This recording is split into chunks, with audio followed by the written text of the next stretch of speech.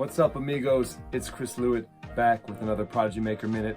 As you may know, I'm the former #1 for Cornell University, pro circuit player, elite junior development coach, and author and educator, author of The Secrets of Spanish Tennis and the Tennis Technique Bible. On this Prodigy Maker Minute, I want to talk a little bit about Toni Nadal and something that Toni Nadal likes to say. He likes to say that technique means that you're able to put the ball where you want, or technique is your ability to put the ball where you want. I'm paraphrasing, of course, but I love Toni Nadal. I think he's brilliant, especially his tactical system and his character development system is simply amazing. And I believe he's one of the greatest coaches in the world. But Toni Nadal talks about technique in a very Spanish way.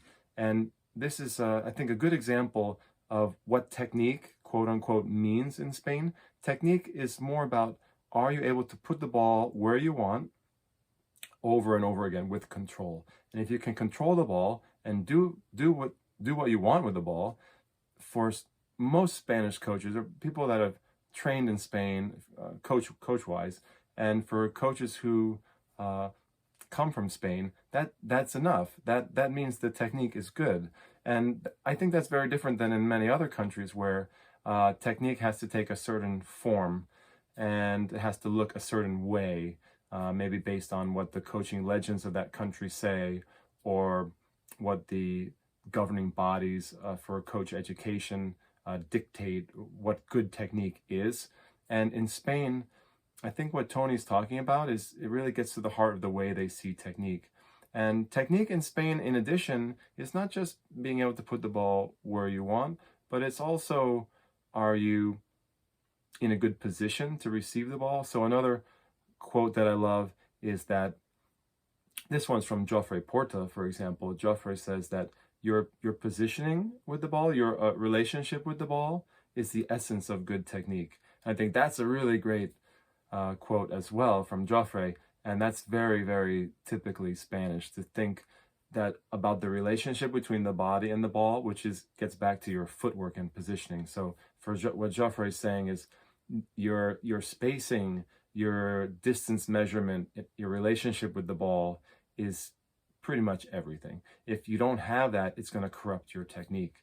And good technique means you're receiving the ball well with good posture and good balance, and that your distance management from the ball is good. So in Spain, it can be a little frustrating because if you're a very technical person, if you want details, if you're analytical, if you're an engineering type, like you're an engineer, you like to really break down the minutia of a stroke, the grip, the backswing, angles of the racket, angle of approach of the racket, things like that. The Spanish method of training technique will really disappoint you.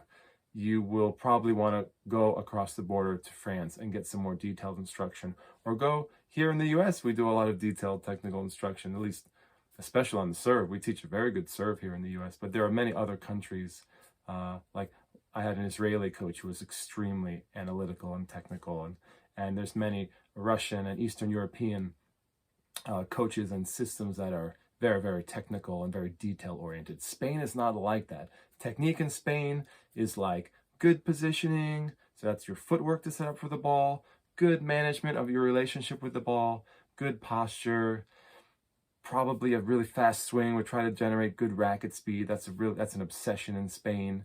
And while you're generating good racket speed, you maintain a still head and a stable body. You're not flailing around. And then, as Tony says, you can put the ball where you want. Ultimately, good technique, in Spain at least, means you can put the ball where you want to put it. So what do you guys think? Do you agree with Uncle Tony? Do you agree with Jofre Porta?